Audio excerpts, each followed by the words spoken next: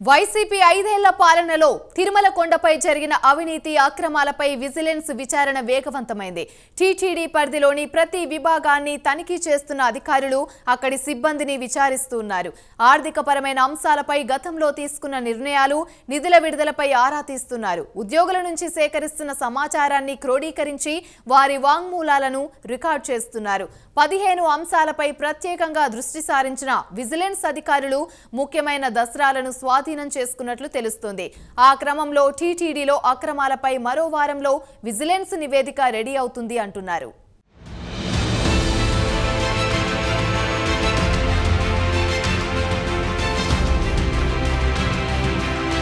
తిరుమలలో 5 ఏళ్ల పాటు వైసీపీ సాగించిన అడ్డగోలు దోపిడీపై కూటమి ప్రభుత్వం జూలైలోనే విజిలెన్స్ విచారణకు ఆదేశించింది.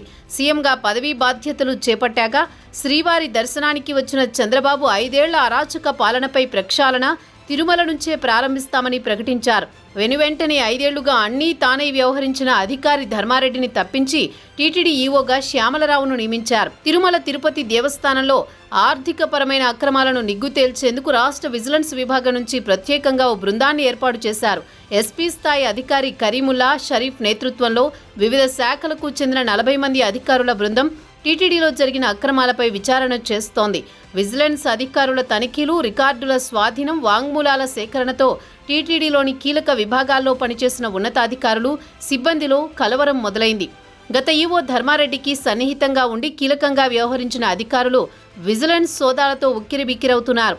గత ప్రభుత్వ హయాంలో టీటీడీ ధర్మకర్తల మండలి చైర్మన్గా ఉన్న భూమన కరుణాకర్ రెడ్డి, ఈవో ధర్మారెడ్డి కమిషన్ల కోసం నిబంధనలను ఉల్లంఘించి ఇంజనీరింగ్ పనులకు నిధులు మళ్లించారన్న విమర్శలు ఉన్నాయి. తాజాగా విజిలెన్స్ అండ్ ఎన్ఫోర్స్మెంట్ విభాగం దర్యాప్తులో విస్తుపోయే అంశాలు వెలుగు చూస్తున్నాయట.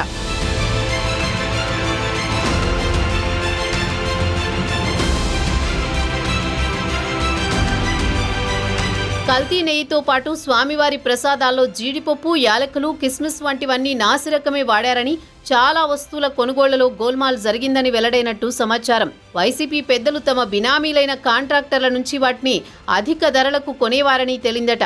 కాంట్రాక్టర్లు యథేచ్ఛగా నిబంధనలు ఉల్లంఘించినా అప్పటి పాలక మండలి, కొనుగోళ్ల కమిటీ పట్టించుకోలేదని విజిలెన్స్ విభాగం గుర్తించింది. కాంట్రాక్టర్లు బస్తాల్లో కిందంతా నాసిరకం సరుకు నింపేసి పైపైన నాణ్యమైన సరుకులు పెట్టి పంపేవారట. నాణ్యమైన సరుకు నుంచే నమూనాలు తీసుకుని తిరుమలలో ల్యాబ్కు తీసుకువెళ్లి పరీక్షించి అంతా బాగున్నట్టు ధృవీకరించేవారని విజిలెన్స్ అధికారులు గుర్తించారు. ఆ మేరకు విజిలెన్స్ విభాగం వారం రోజుల్లో ప్రభుత్వానికి నివేదిక సమర్పించనుంది. వైసీపీ అధికారంలోకి వచ్చే నాటికే టీటీడీకి వివిధ సరుకులు సరఫరా చేస్తున్న కాంట్రాక్టర్లలో టీటీడీ బోర్డు పెద్దలకు గిట్టని వారిని వేధించి బయటకు పంపేసినట్టు దర్యాప్తులో తేలింది. అత్యవసరం పేరుతో వారికి కావలసిన వారికి అధిక ధరలు చెల్లించి సరుకులు కొన్నట్టు విజిలెన్స్ విచారణలో తేలింది.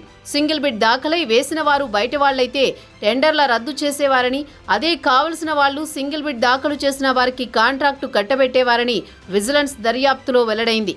జీడిపప్పు కొనుగోళ్లలోనూ పెద్ద ఎత్తున అక్రమాలు జరిగాయని, పురుగులు పట్టిన నాసిరకం జీడిపప్పును కాంట్రాక్టర్లు సరఫరా చేశారని విజిలెన్స్ అధికారులు గుర్తించినట్టు సమాచారం.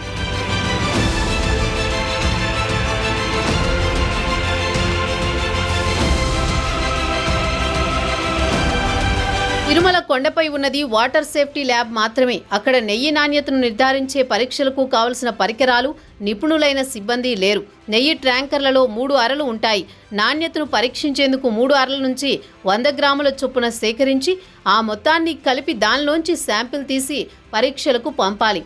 అయితే 3 అరల్లో ఒక దాంట్లోనే నాణ్యమైన నెయ్యి సరఫరా చేసి మిగతా 2 అరల్లో కల్తీ నెయ్యితో నింపేవారా, బాగున్న నెయ్యి శాంపిళ్లని పరీక్షకు తీసుకునేవారా అన్న కోణంలోనూ విజిలెన్స్ దర్యాప్తు సాగినట్లు తెలుస్తోంది.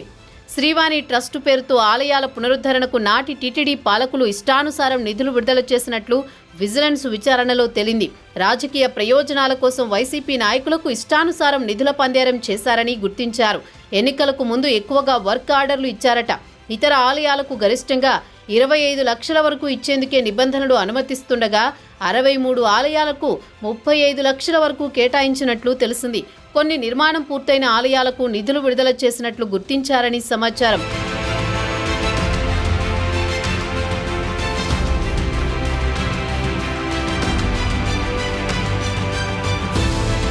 కొండపై కాటేజీ నిర్మాణాల్లో జరిగిన అక్రమాలకు సంబంధించి విజిలెన్స్ పకడ్బందీ సాక్ష్యాలు సేకరించిందట. అలాగే తిరుపతిలో గోవిందరాజస్వామి సత్రాల్ని భూమన కరుణాకర్ రెడ్డి చైర్మన్గా ఉండగా ఆగమేఘాలపై కూల్చేసి 600 కోట్లతో టెండర్లు పిలవడం పైన విజిలెన్స్ విభాగం దృష్టి పెట్టింది. పటిష్టంగా ఉన్న ఆ సత్రాలకు మరమ్మతులు చేస్తే సరిపోయేదని నివేదికలో పొందుపరిచినట్టు సమాచారం. స్విమ్స్లో భవనాల పునర్నిర్మాణం అభివృద్ధి పేరుతో 197 కోట్లు కేటాయించేందుకు 2023 నవంబర్లో తీర్మానం చేశారని, ఇక్కడ అవసరం లేకున్నా నిధులు ఖర్చు చేసేందుకు సిద్ధపడ్డారని నివేదికలో పేర్కొన్నట్టు తెలుస్తోంది. మొత్తానికి మరో వారంలో విజిలెన్స్ నివేదిక ప్రభుత్వానికి అందజేస్తారంటున్నారు. ఎంతమందికి ఆ పాపాలు చుట్టుకుంటాయో చూడాలి.